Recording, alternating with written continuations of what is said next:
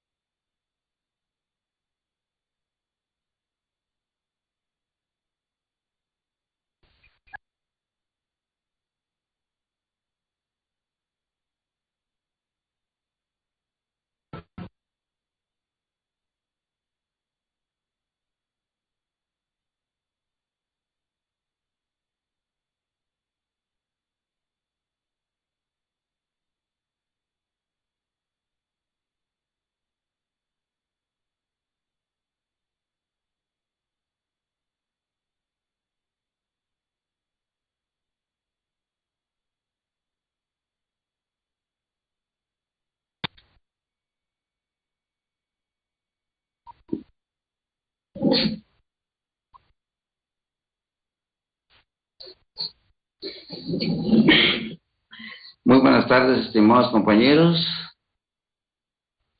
Buenas tardes, licenciado. Buenas tardes, licenciado. Buenas tardes, licenciado. Gracias por Buenas tardes, licenciado. Gracias por la espera.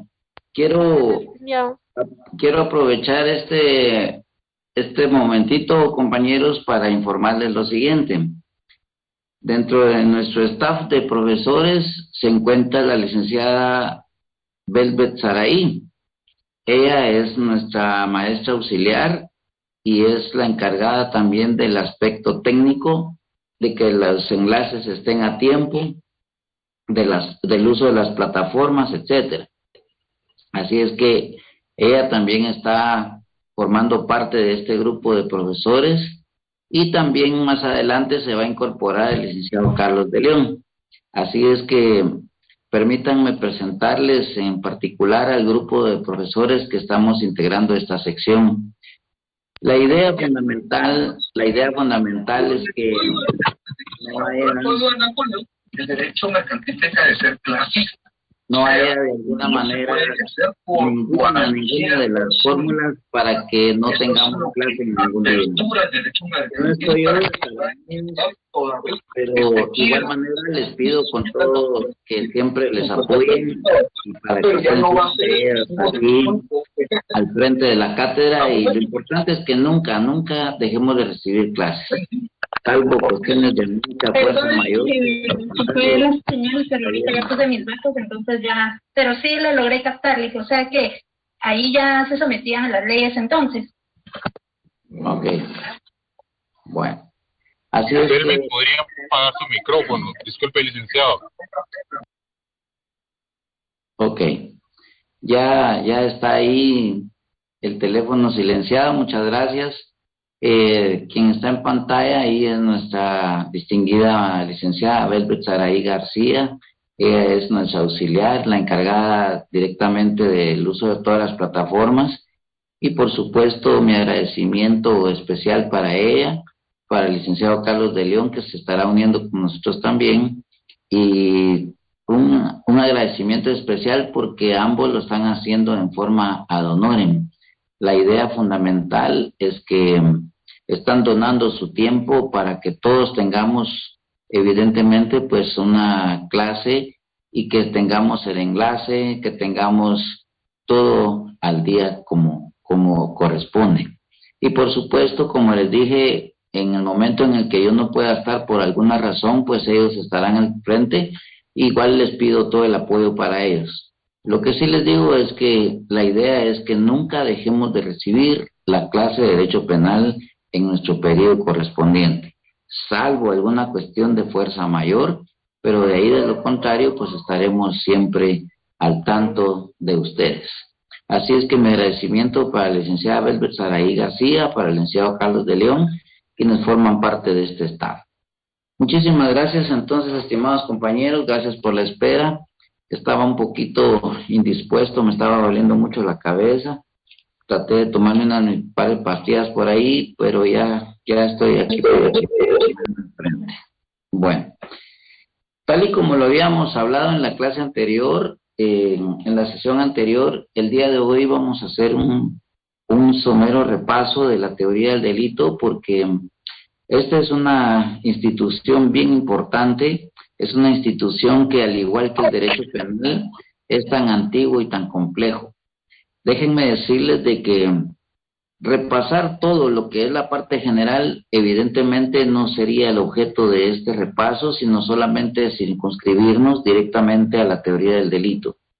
Y de ahí es la importancia, porque si el contenido de nosotros para trabajar en este semestre es todo lo relativo a los delitos, por supuesto que la idea primaria es saber si ustedes tienen bien clara la teoría del delito y por supuesto todo lo que ello concierne.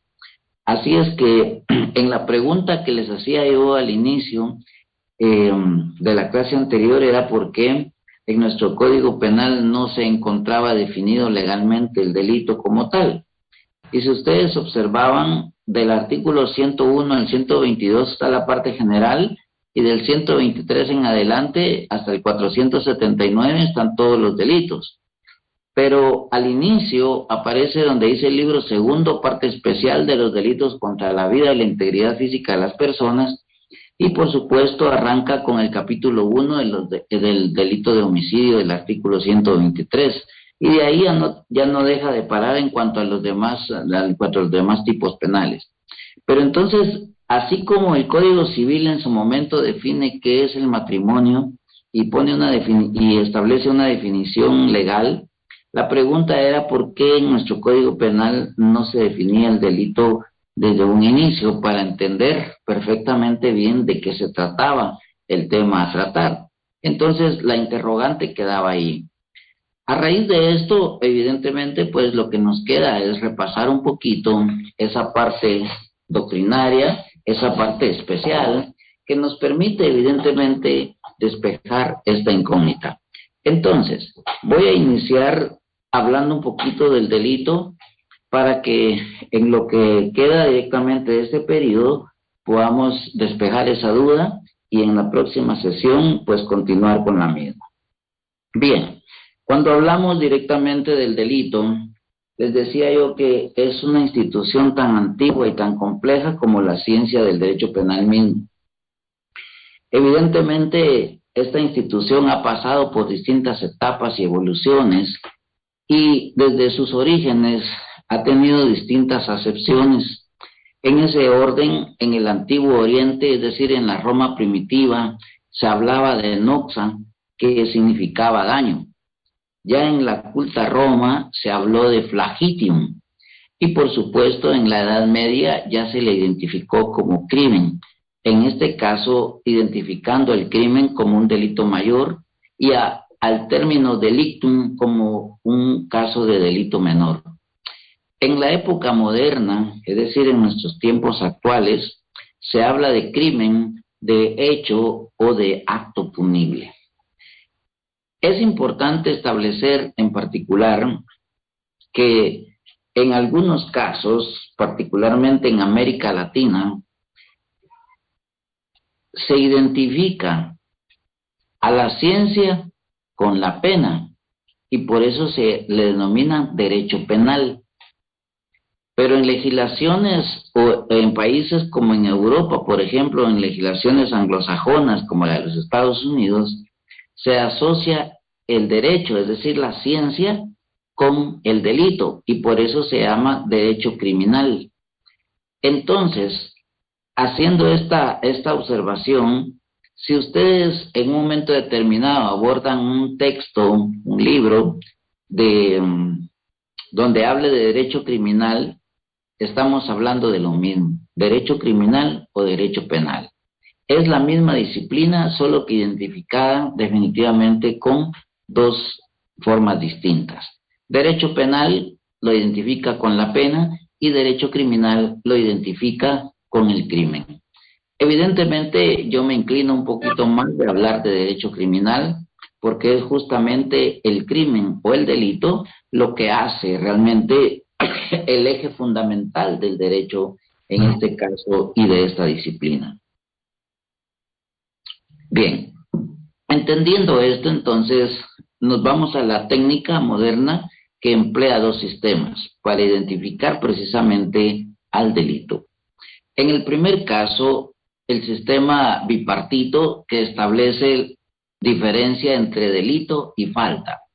Y por supuesto que es cuando hace referencia al delito, entendiéndose que aquí existe una característica especial, que la pena es de prisión. En tanto que en la falta, la pena de prisión se transforma en una pena de arresto.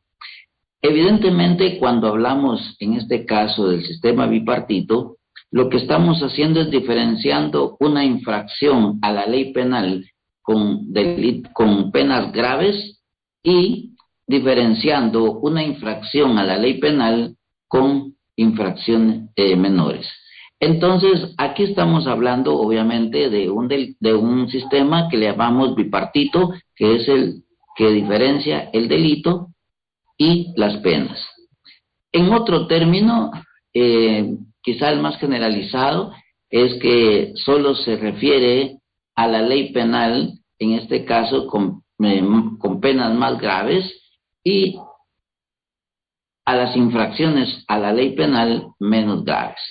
Entonces, teniendo en consideración esta singular forma de ver nuestra disciplina, nuestra institución, que es el delito, nos interesa entonces ahora ver su evolución, cómo ha sido definido.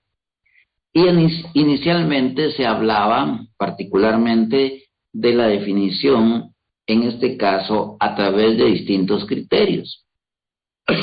Aparecía el criterio legalista diciendo que delito es todo lo prohibido por la ley.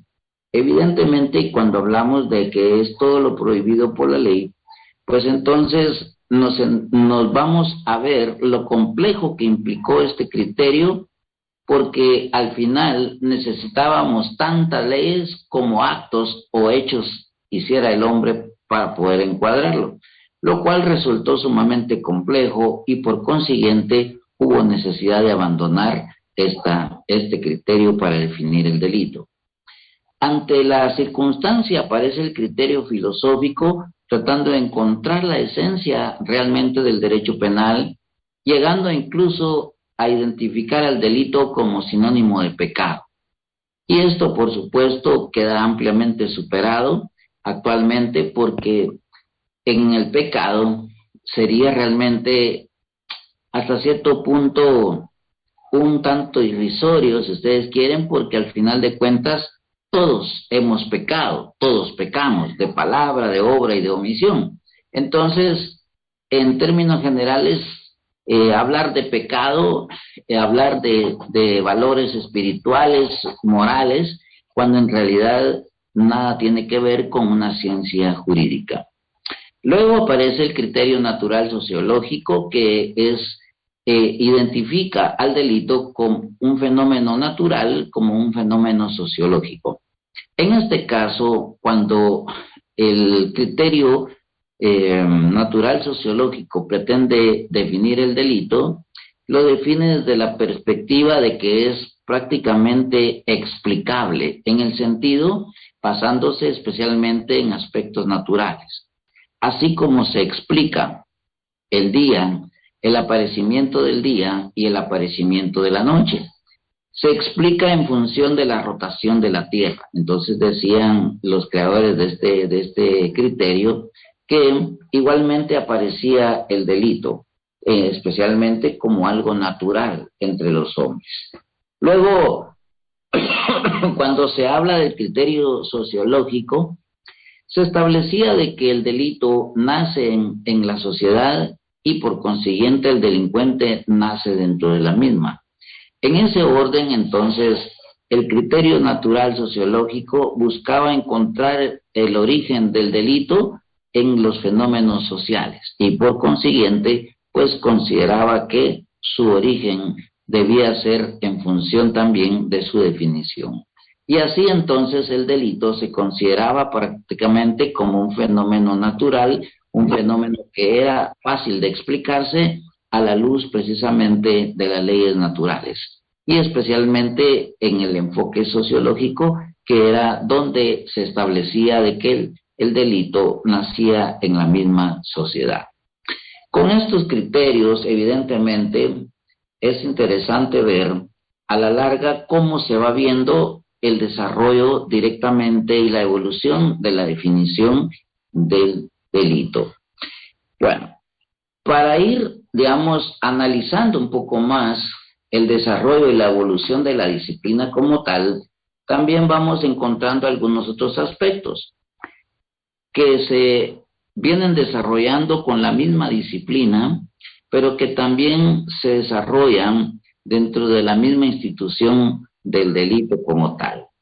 Para esto vale la pena remontarnos a lo que en su momento hablaban las escuelas del derecho penal.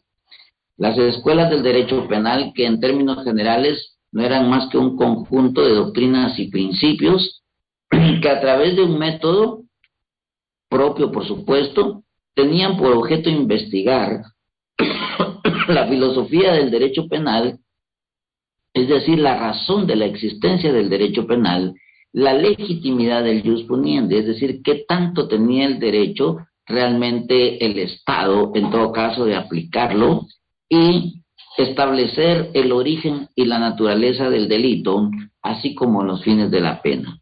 Estableciéndose entonces tres grandes escuelas, como fue la escuela clásica, la escuela positivista y las escuelas intermedias. Vale la pena establecer entonces, a grandes rasgos, lo que establecía la escuela clásica, allá en los albores de 1850 aproximadamente, cuando aparece precisamente la figura del iluminismo, la que vimos en la clase anterior, justamente cuando empieza a darle la iluminación al derecho penal, que se daba directamente en una forma atroz, en una forma sangrienta, para darle paso a una nueva forma de derecho penal más civilizado. De ahí entonces que la figura del iluminismo sea el antecedente directamente de la escuela clásica. Es decir, se basaron en los relatos directamente del divino Marqués de Beccaria para establecer una nueva ruta, una nueva senda para el derecho penal. Y así entonces Francisco Carrara, Romagnosi, Luigi Lucchini, Enrico Pesina, que todos eran juristas, empiezan a establecer ciertos postulados del derecho, de la ciencia y del delito. En términos generales, del derecho penal se estableció que era una ciencia jurídica, que buscaba por sobre todas las cosas la protección o la tutela judicial cuando existía el aparecimiento de un hecho criminal. Con relación al método, se estableció básicamente, en este caso, el método racional o especulativo, que es propio de las ciencias jurídicas. En cuanto a la pena, se dijo que era un mal, en este caso, un mal a través del cual se realizaba la tutela jurídica.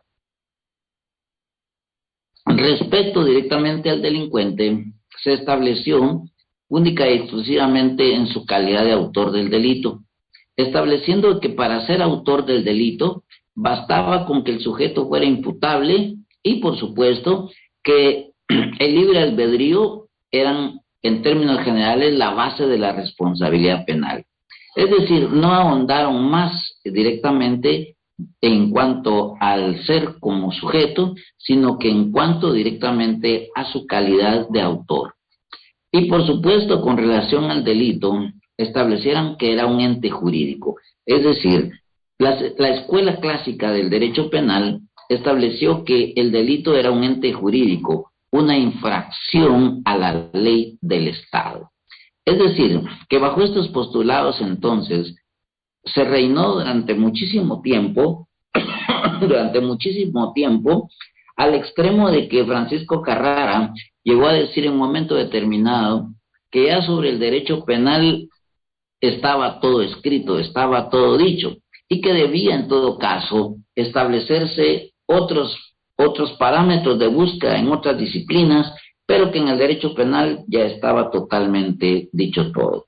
Claro que eso duró durante algún tiempo y establecieron estos postulados, reinaron desde algún tiempo, dominaron precisamente la idea de la ciencia del derecho penal y sus instituciones. De pronto aparece, en este caso, la escuela positivista. Toma como antecedente a la escuela clásica, solo que lo hace evidentemente en contraposición a esos postulados. De ahí entonces que sus máximos exponentes como César Lombroso, que era médico antropólogo, Rafael Garófalo, que era jurista, y Enrico Ferri, que era un sociólogo criminal. De ahí entonces la fuerte disposición de la escuela positivista en cuanto a ponerse en contra de los postulados de la escuela clásica. Estableció a través directamente de que era necesaria una reforma, en este caso al estudio de la ciencia, de la pena, del delincuente, del delito mismo. Y por consiguiente lo debía hacer desde un punto de vista totalmente distinto, en virtud de que la postura de la escuela clásica pues ya había sido obsoleta. Decían entonces estos tres evangelistas, porque así se le llamó inicialmente a la escuela positivista, la escuela de los evangelistas, porque ellos empezaron a diseminar su doctrina. En este orden fueron estableciendo entonces algunos parámetros y evidentemente desde un punto de vista muy distinto a cómo se estudiaba el derecho penal anteriormente. El derecho penal, como se estudiaba anteriormente, obviamente era desde el punto de vista de que el derecho penal era una disciplina eminentemente jurídica. Los positivistas le quitan esa naturaleza jurídica y lo trasladan a la esfera de las ciencias naturales, especialmente a la esfera de la criminología y de la sociología criminal. Basándose entonces sus estudios en la antropología criminal, en la sociología criminal y particularmente en la criminología. Si lo vemos entonces, cuando estudiamos la disciplina del derecho penal desde el punto de vista eminentemente jurídico, lo que interesa entonces es el estudio del deber ser, es decir, que la conducta del hombre debe ser como el derecho penal demanda de él. En tanto que, cuando se habla de la criminología o de las ciencias naturales, se establece un parámetro distinto, porque ellos parten del estudio del ser.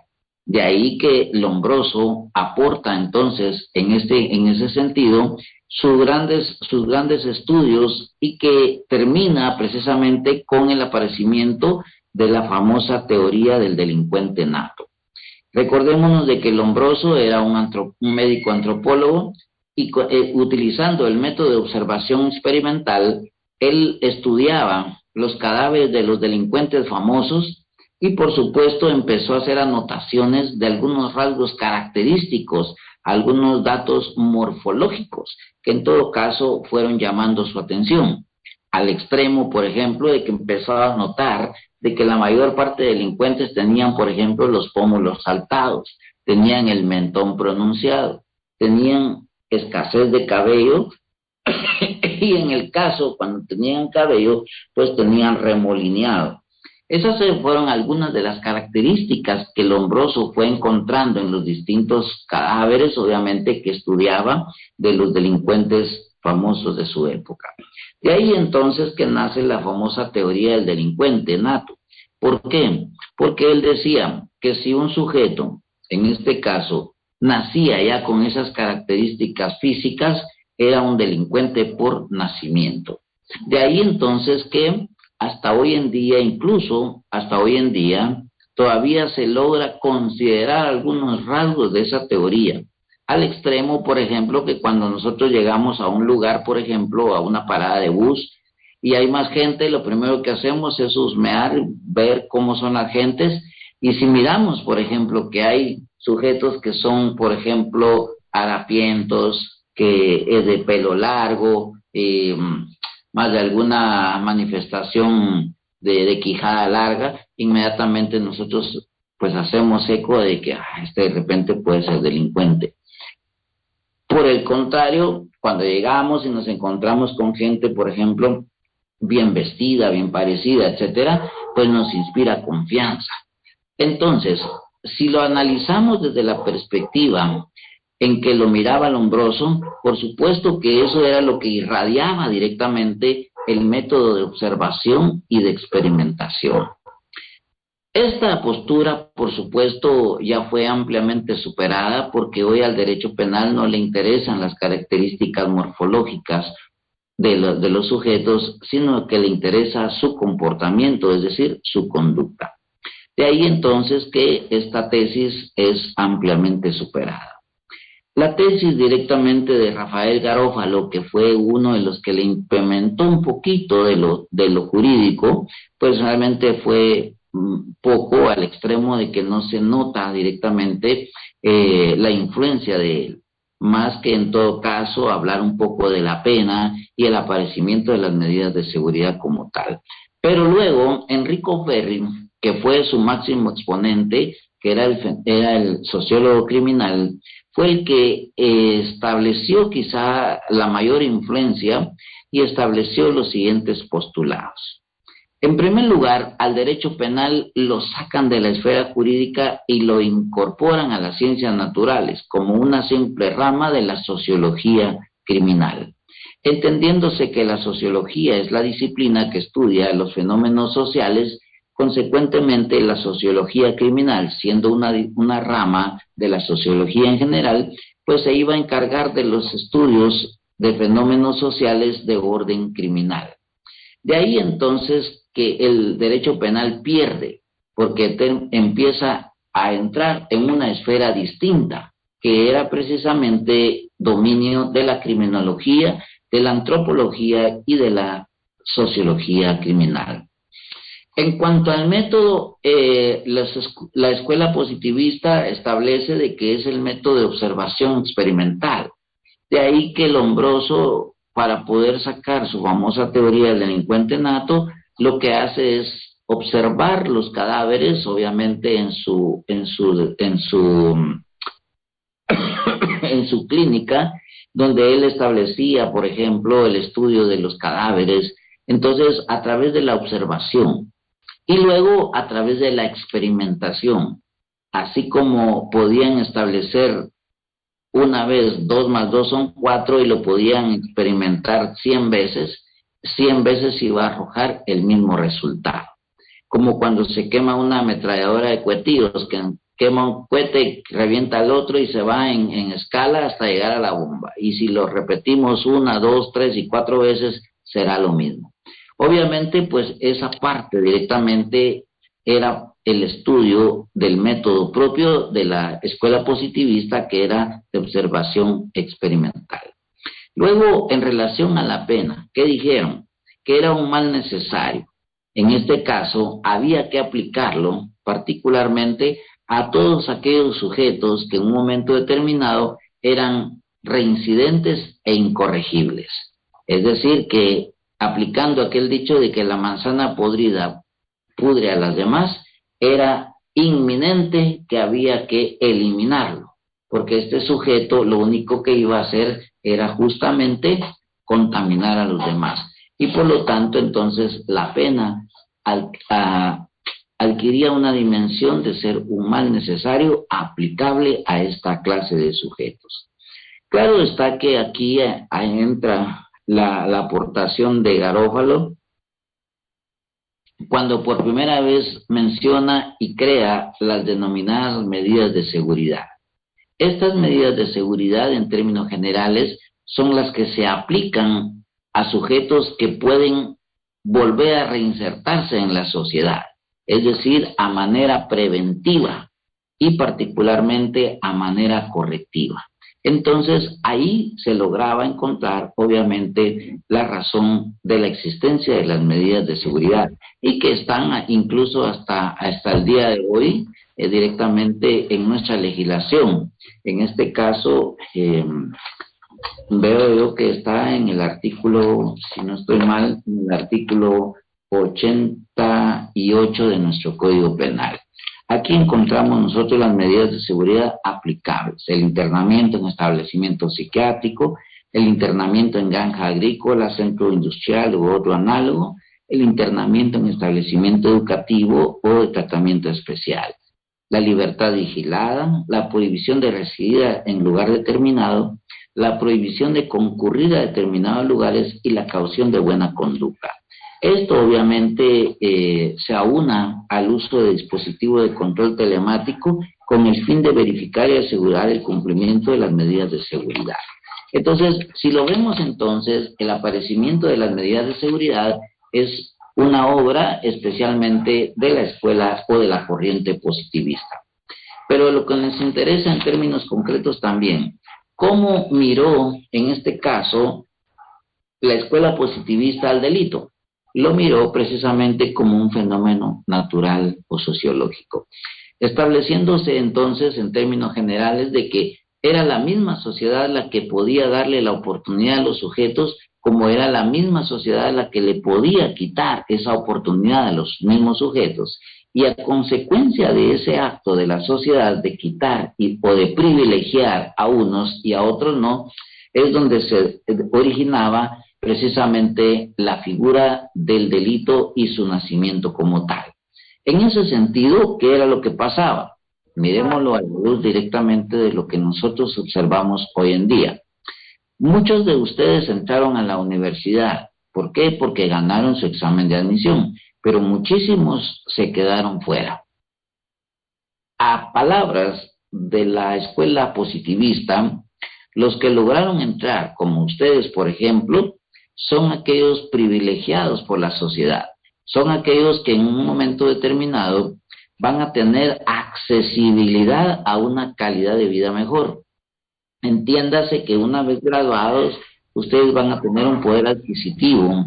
De alguna manera, van a querer un techo, pero van a tener el dinero para poder comprar esa casa. Van a tener necesidad de vestirse, claro, pero van a llegar a una tienda a comprar ropa nueva y, por supuesto, a vestir elegantemente, porque eso es lo que le permite el poder adquisitivo. También van a tener necesidad, por ejemplo, de transportarse de un lugar a otro y no lo van a hacer a pie ni en bicicleta, van a tener acceso a comprar un vehículo automotor. Y por supuesto que si necesitan también que haya una visibilidad mejor en su casa, pues van a tener acceso al fluido eléctrico.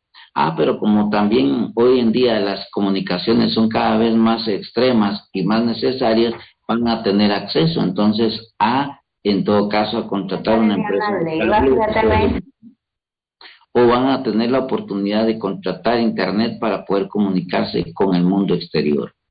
A diferencia de los que no van a poder hacer eso, van a necesitar un techo. Como no lo pueden adquirir, entonces invaden. Y entonces se da el nacimiento del usurpador y del delito de usurpación. Como no van a tener directamente un medio de transporte que lo puedan comprar, entonces lo van a robar. Y ahí nace obviamente el delito de robo. Como tampoco van a tener acceso a la luz, entonces se conectan clandestinamente y prácticamente hay un robo de fluidos. Como tampoco pueden pagar internet, entonces crean sus famosas antenas hechizas y se roban, en este caso, la señal. Si ustedes se dan cuenta, entonces, a la luz directamente de la escuela positivista, era evidente que era la misma sociedad la que quitaba y ponía las oportunidades dentro de la misma sociedad y al mismo individuo. A todo esto, ¿qué es lo que pasa entonces? ¿Cuál es la consecuencia del aparecimiento de la escuela clásica y la positivista? Que al crear cada una sus postulados, entonces suele pasar lo siguiente. La escuela clásica por un lado y la escuela positivista por otro. Cremas y rojos, Barcelona y Madrid, antagónicamente. Entonces, ¿qué es al final de cuentas lo que sucede con el derecho penal? Entra en crisis. ¿Por qué razón? Porque los seguidores de la escuela clásica empiezan a creer en los postulados de la escuela positivista y se trasladan a uno de ellos. Otros dejan de creer en los postulados de la escuela clásica simplemente, pero al final de cuentas el único gran perdedor es el derecho penal, porque al final de cuentas simplemente se pierde credibilidad en unas y se deja, pues en este caso, en una incertidumbre con el aparecimiento de las otras corrientes.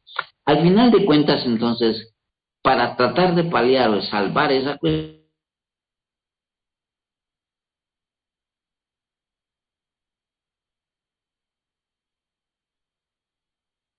tratar de conciliar las dos posturas de las dos escuelas, es decir, tomando los postulados de una y tomando los postulados de la otra. De ahí que aparece la famosa tercera escuela italiana con Manuel Carnevale al frente, la escuela de política criminal o la escuela sociológica alemana, como se le conoció también, con Franz von Liszt al frente. La escuela, en este caso, sociológica francesa, con Alejandro Lacassagne y Gabriel Tarde al frente. En ese orden, estas escuelas lo que pretendieron de hacer, en todo caso, fue buscar directamente una conciliación de los dos grandes postulados. Sin embargo, el mayor aporte del aparecimiento de las escuelas intermedias es que constituye el punto de partida del estudio del derecho penal contemporáneo, que se inicia básicamente en los albores del siglo XX. ¿Qué tiene de bueno entonces este aparecimiento de las escuelas intermedias? Pues el hecho del aparecimiento, en este caso, de una gran escuela que se llama movimiento técnico jurídico. En este caso, el movimiento técnico jurídico es y nace justamente en el año 1900. Este movimiento técnico jurídico es fruto de la dogmática alemana y del empleo del método analítico. Ojo, del método analítico, en donde se dedica de lleno al examen lógico del delito, dando vida a lo que en la doctrina se llama la construcción técnico-jurídica del delito o de la infracción. De aquí entonces la importancia, en especial, de los principales pioneros de este movimiento, que en términos generales fueron Bohemero, que construyó la teoría del delito basada estrictamente en una postura eminentemente jurídica. Franz von Liszt, que en términos generales y ya en los albores de 1881, fue propulsor de la escuela sociológica alemana, en donde definió el delito, oigan, como una acción antijurídica y culpable castigada con una pena. Pero es a Ernesto Belling al que se le atribuye, en este caso, el nacimiento ya de la teoría del delito en 1906, en donde descubre la tipicidad como una de las características principales del delito. En ese orden, los principales aportes entonces empiezan a producir lo que en términos generales más adelante Max Ernesto Mayer empieza ya por los años de 1915 a definir de manera más clara como un acontecimiento típico antijurídico imputable. Y por supuesto, ya en los albores de 1931, es Edmundo Meyer quien define al delito como una acción típica antijurídica y culpable. Si ustedes observan entonces, el aparecimiento de Edmundo Meyer prácticamente lo que hace es eliminar la pena del estudio directamente del delito. ¿Por qué? Porque considera que la pena debe ser analizada en otro momento, en otra instancia. De ahí que entonces nace el estudio directamente también de la pena y las medidas de seguridad como uno de los puntos de estudio en la parte general. Indudablemente que con el aparecimiento de Edmundo Meyer, en este caso, aparecen entonces los grandes y se complementan los grandes postulados del movimiento técnico jurídico. De ahí entonces que uno de los grandes logros que se dan directamente de este movimiento es que se regresa directamente al derecho penal, a la esfera, especialmente de donde nunca debió salir, es decir, a considerarse como una ciencia jurídica. Y por supuesto que en ese orden el derecho penal, entonces, desde la perspectiva de la escuela positivista, se deja de estar deja de pertenecer a las ciencias naturales para regresar a la disciplina jurídica. Y ese es uno de los grandes aportes y por los cuales hoy el derecho penal se considera una ciencia jurídica. Con relación al método aparece obviamente la dogmática alemana. ¿En qué consiste la dogmática alemana? Pues básicamente al estudio y al análisis de los principios de las doctrinas y de las propias leyes que aparecen en el derecho penal. Por ejemplo, hoy en día, en nuestro Código Penal aparece el artículo 10 que habla de la relación de causalidad. Esa relación de causalidad, evidentemente, pues tiene como consecuencia de que usted será penalmente responsable siempre que exista una causa y un efecto. Es decir, yo saco mi revólver y disparo sobre la humanidad de Antonio Pérez, y si Antonio Pérez se muere a consecuencia de los disparos, entonces sí y solo sí seré penalmente responsable. Pero si por el contrario saco mi revólver y disparo sobre Antonio Pérez, queda mortalmente herido, se lo llevan al hospital, lo intervienen quirúrgicamente y lo salvan, pero en el proceso de recuperación se contagia de un virus y ese virus o esa bacteria lo mata, entonces se rompe la relación de causa y efecto. Por lo tanto, entonces yo no seré penalmente responsable, seré responsable de las lesiones, seré responsable de un homicidio en grave tentativa, pero nunca seré responsable de un homicidio consumado. Entonces, en ese orden, la dogmática jurídica penal alemana lo que hace es estudiar directamente las instituciones que ya están creadas. Y en ese orden aparece entonces del análisis de la relación de causa y efecto, de la relación de causalidad, aparece lo que se conoce hoy en día como la teoría finalista. La teoría finalista, por su parte, dice que el sujeto siempre será responsable, aunque no exista una causa y un efecto, simplemente porque tiene la capacidad de prever el resultado. En otras palabras, si yo me pongo a limpiar, por ejemplo, mi revólver aquí, enfrente de ustedes, asumiendo que fuera una clase presencial o una conferencia, y yo para aprovechar el tiempo saco mi revólver y lo empiezo a limpiar, obviamente pongo más atención a lo que estoy haciendo en la exposición que a la limpieza del arma. ¿Y qué va a pasar si en un momento determinado se me dispara el arma? Evidentemente, pues, yo seré penalmente responsable porque pude haber sido capaz de prever el resultado y, sin embargo, no hice nada por detenerlo o por evitarlo. Entonces, la teoría finalista dice que yo sí siempre seré penalmente responsable, aunque se dé un rompimiento de la causa y el efecto, porque finalmente yo fui capaz de prever ese resultado.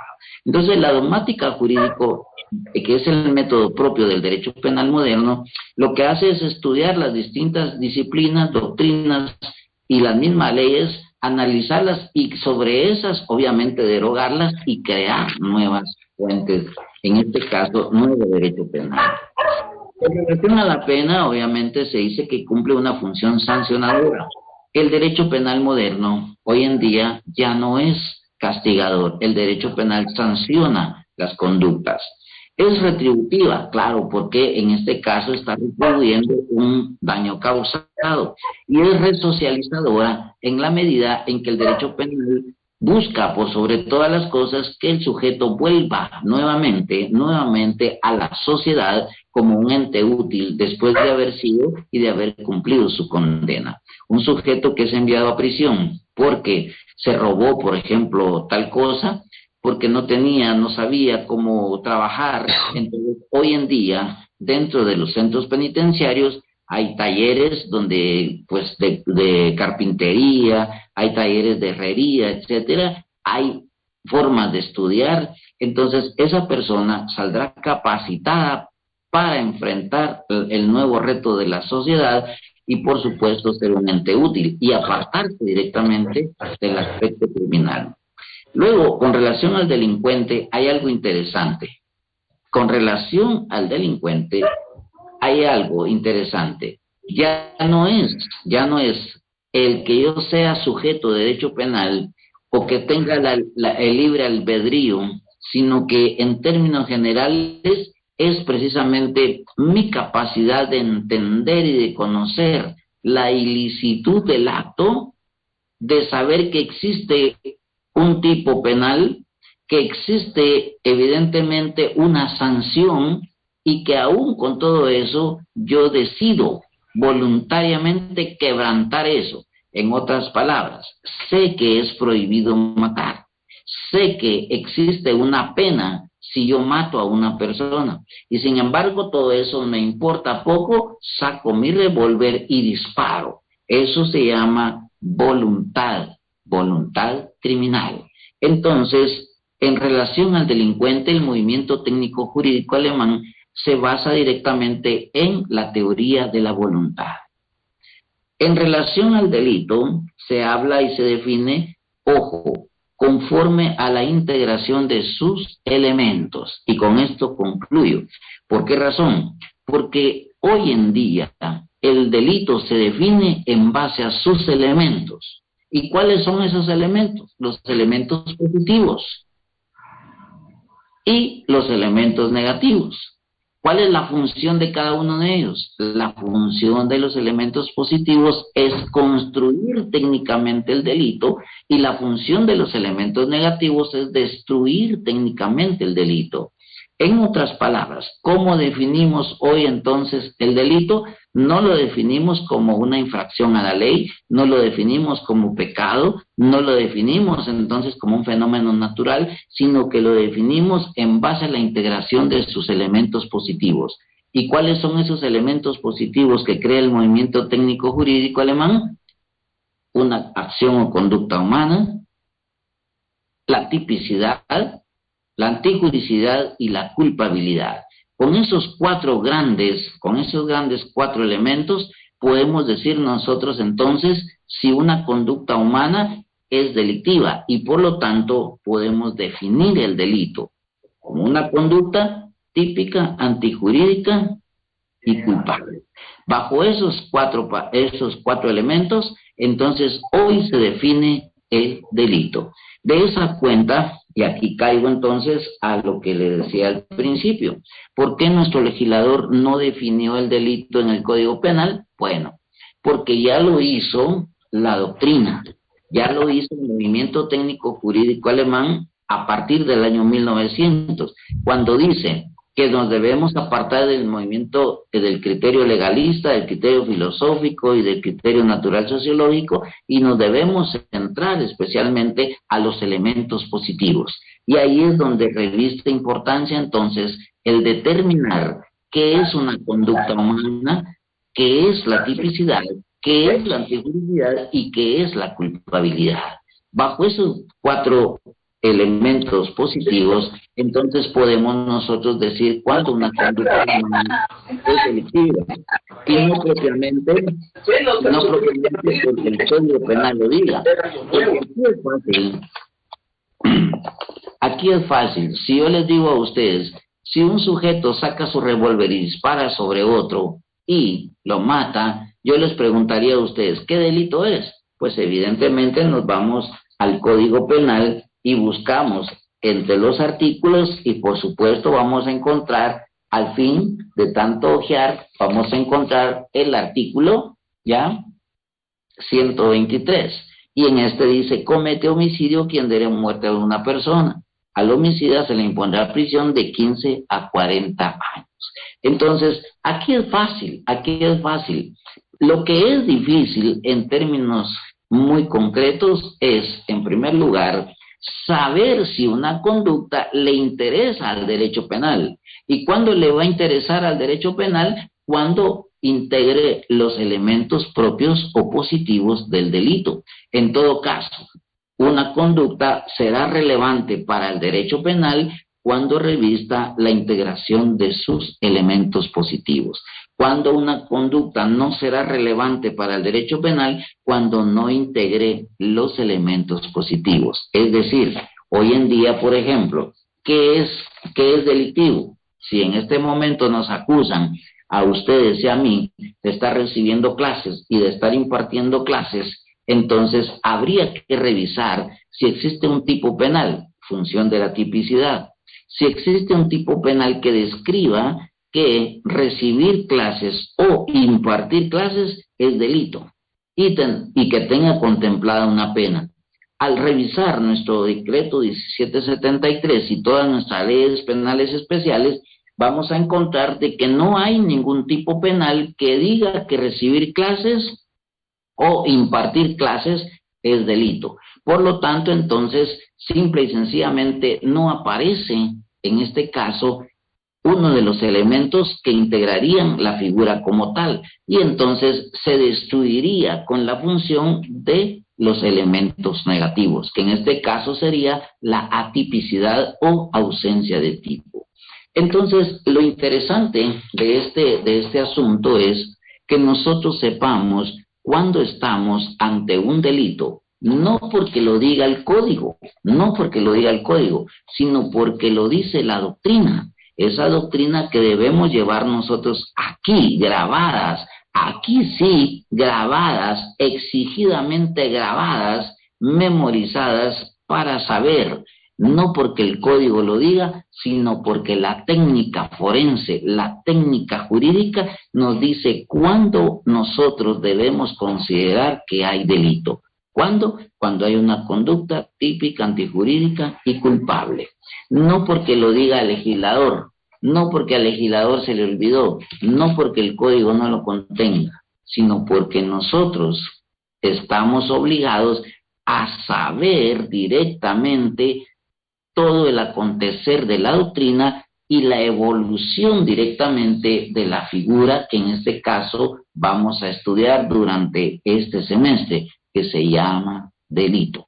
Por lo tanto, la tarea que yo les dejo a ustedes y que será precisamente el punto de nuestra próxima sesión de trabajo será que me definan qué es la acción o conducta humana, qué es la tipicidad, qué es la antijuicidad y qué es la culpabilidad. A partir de hoy, pongan un cartel en su casa, en su cuarto, acción o conducta humana, tal cosa, tipicidad, tal cosa, antijuricidad, tal cosa y culpabilidad. Cuando lo tengan grabado y lo puedan repetir de memoria, entonces se les facilitará la aplicación.